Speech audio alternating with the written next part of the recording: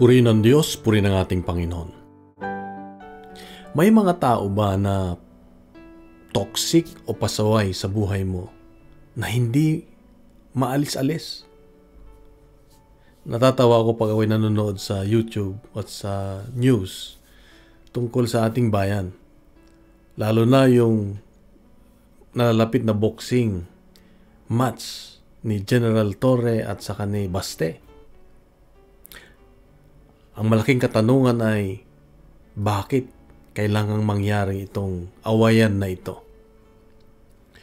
Well, pinapayagan ng Diyos na tayo ay dumaan sa mga prosesong ito sa ating bayan para malinis ang ating bayan. Kaya kailangan tayong magkaisa na suportahan kung anong mabuti. Sa awayan nilang ito ay depende kung kaninong side ka.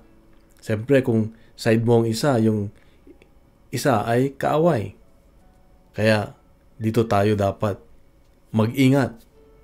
Nawa lumago ang ating pag-iisip sa mga nangyayaring ito sa ating bayan.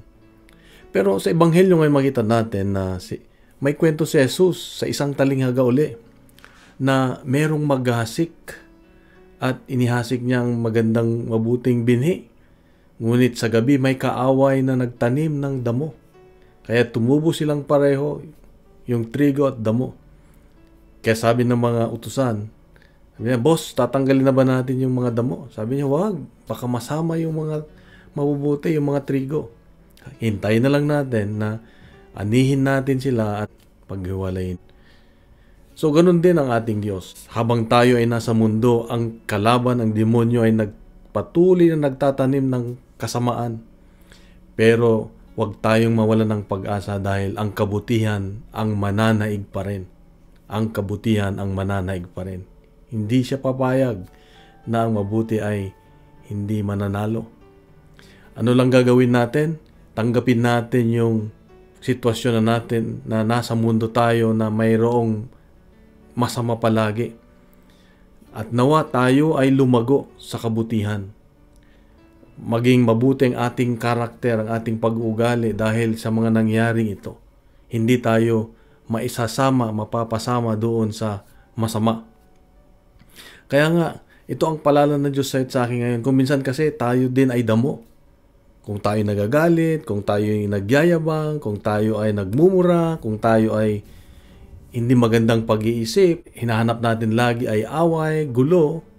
Well, alam mo na kung kanino ka, ikaw ay isang damo. Pero ang damo, kahit damo, ay may pag-asang maging mabuting trigo. Paano?